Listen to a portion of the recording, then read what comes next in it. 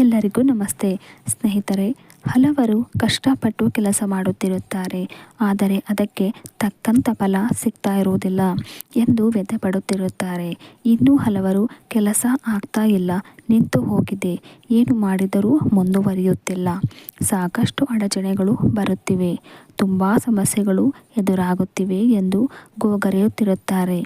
ಇಂತಹ ತೊಂದರೆಗಳು ಇದ್ದರೆ, ಅಂದರೆ ಮದುವೆ ವಿಷಯಗಳಾಗಿರಬಹುದು, ಮನೆ ಕಟ್ಟುವ ವಿಷಯವಾಗಿರಬಹುದು, ವಿದೇಶ ಪ್ರಯಾಣವಾಗಿರಬಹುದು, ಅಥವಾ ಕೆಲಸದ ವಿಷಯವಾಗಿರಬಹುದು, ನಿಂತಲ್ಲೇ ನಿಂತು ಬಿಟ್ಟಿರುತ್ತವೆ, ಮುಂದುವರಿಯುತ್ತಿರುವುದಿಲ್ಲ.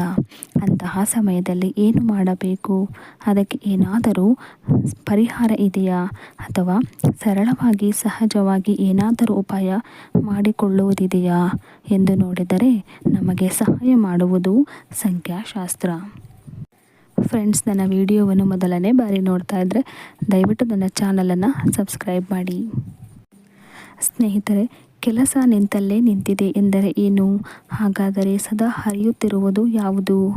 ಹೌದು, ನೀರು ಸದಾ ಹರಿಯುತ್ತಿರುತ್ತದೆ. ನಾವು ಜಲತತ್ವಕ್ಕೆ ಚಾಲನೆ ನೀಡಬೇಕು. ನಾವು ಎಷ್ಟೇ ತಡೆಯಲು ಪ್ರಯತ್ನಿಸಿದರೂ ಅದು ಯಾವುದಾದರೂ ಬದಿಯಿಂದ ಹರಿಯಲು, ಅಂದರೆ ಮುನ್ನುಗ್ಗಲು ಶುರು ಮಾಡುತ್ತದೆ. ಅದಕ್ಕೆ ಎಷ್ಟೋ ನದಿಗಳು ಹರಿದು ಸಮುದ್ರವನ್ನು ಸೇರುತ್ತವೆ. ಅಂದರೆ ಒಂದು ಕೆಲಸ ಚಾಲನೆ ಆಗಬೇಕು ಅಂದರೆ ಅದಕ್ಕೆ ವಾಟರ್ ಎಲಿಮೆಂಟ್ ಅವಶ್ಯಕತೆ ಇದೆ, ನೀರು ಬೇಕು, ನೀರಿನ ತತ್ವದ ಅವಶ್ಯಕತೆ ಇದೆ. ಹಾಗಾದರೆ ಏನು ಮಾಡಬೇಕು? ನೀವು ಎಡಗೈಯಲ್ಲಿ ಹೆಬ್ಬೆಟ್ಟಿನ ಕೆಳಭಾಗದಲ್ಲಿ, ಅಂದರೆ ಉಪ್ಪಿರುವ ಜಾಗದಲ್ಲಿ ಹಸಿರು ಬಣ್ಣದಲ್ಲಿ 4 ಎಂದು ಬರೆದುಕೊಳ್ಳಬೇಕು.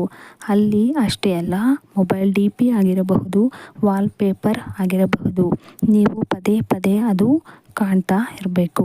ಆ ಒಂದು ಶಕ್ತಿ ಅಲ್ಲಿ ಕೆಲಸ ಮಾಡುತ್ತದೆ.